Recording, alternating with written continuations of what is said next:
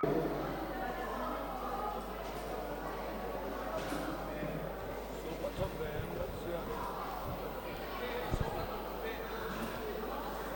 din mo ya mamit blue corner mesak lalin nunga long tlai hi ramchun love tc ramchun lova hnuaya tc ramchun lova hnuaya training nei ten ni tc ramchun lowi hunla ya boxer tha ro thap thin amani waita chuanin ro rel tham a boxer tha fit an thin ani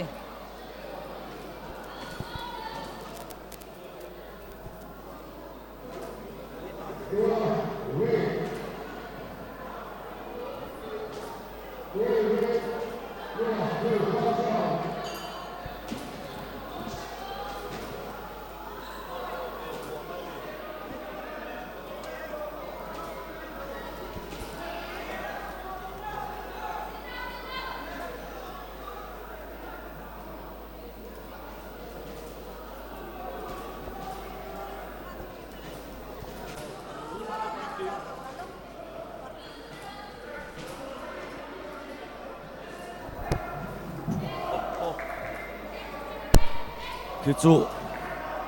an rik to boka an kut thak pon avia wang dek ri tup tup mai lo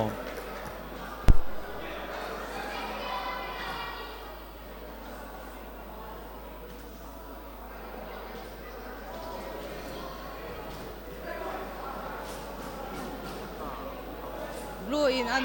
tlan phei phei na ron neka ma seng e fu sia lo red khan alo tek bea ma seng nek ko lo in ka sia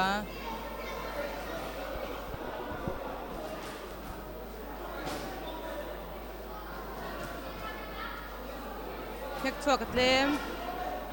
o to na khanin blue ya adong nol mai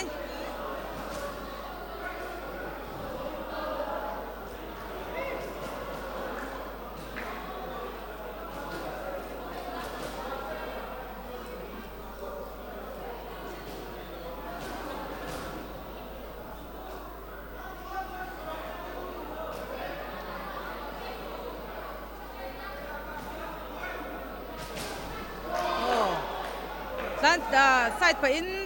red khan alo neka blue khan dong katiang kha moi do bek chuan le pa mo right one chua khan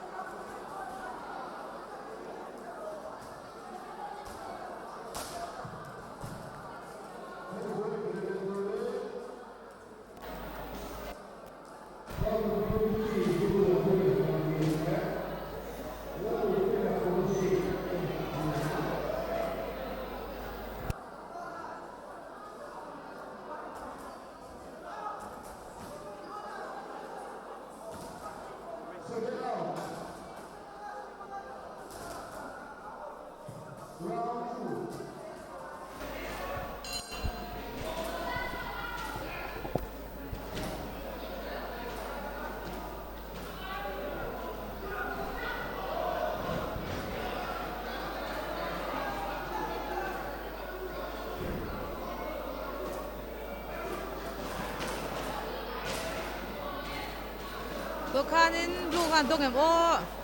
pans ke tam lawa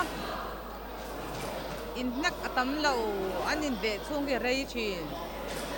o to na khan blue ya dong red tharon nek fu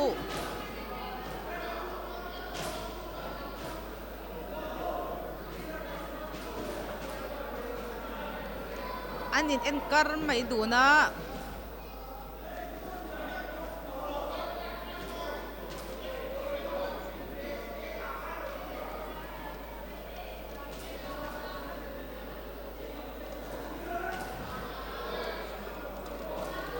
anh nhìn nó có anh quảng hay dễ là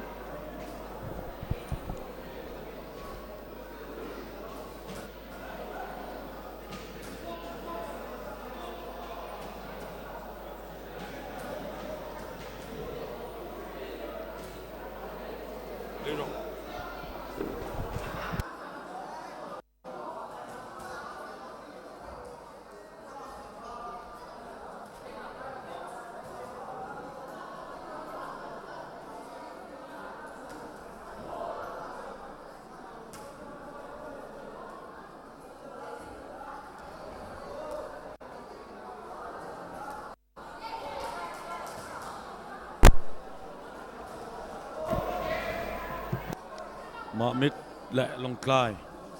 tên này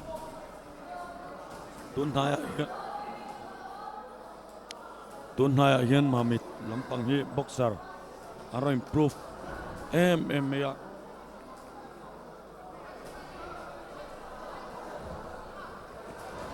ma mit district te hian tran anron la thara chu tiền bok in long clay hi chu in tiklai po boxer chat reng na district ni vela thong ni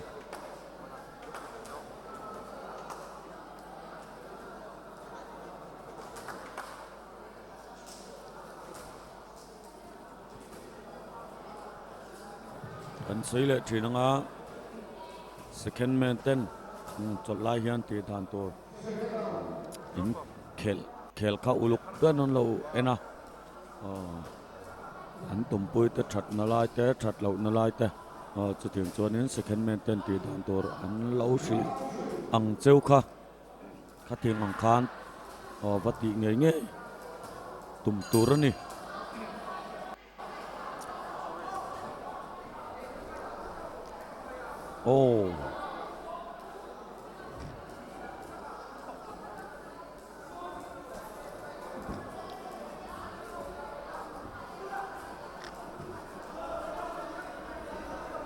tuna 100 in right in an nek phu chiang le mai sam bu chop khopin nek phu long get got kum chung pon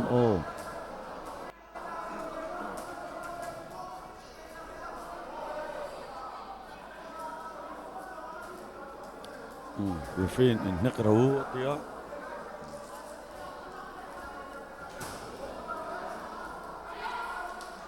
blue in 1 through blue kick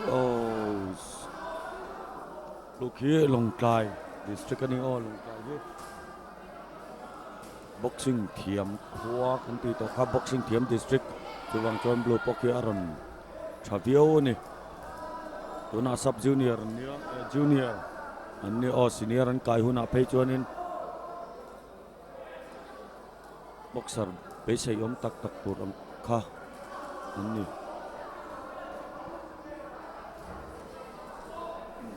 red ki thiam pathazola ne an vai nong ven mit men ki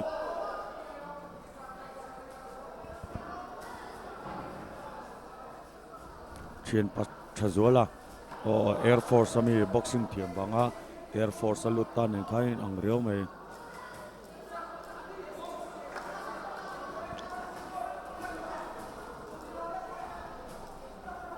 anh vay chịu đâu nắc scoring vắc lâu lấu top lệ ta der mấy em vắc mạ kan soi man main lấu top ek ngat nghe kam sil sen re thiên aron pun aron muama kam sil sen hi muam phal lo ania referee hianin alo mang hil phal ani mai thei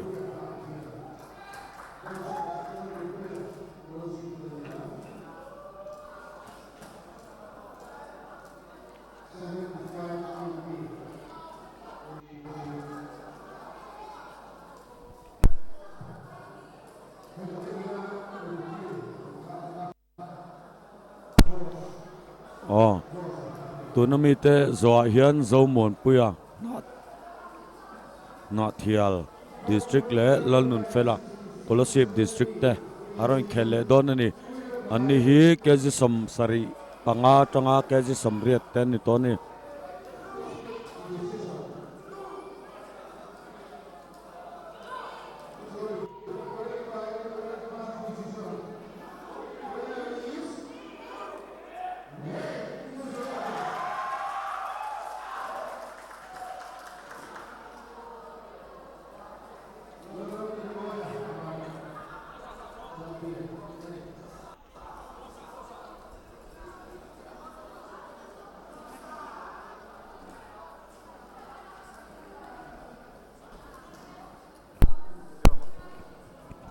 referee Gosa ani hi Mamit boxer te aran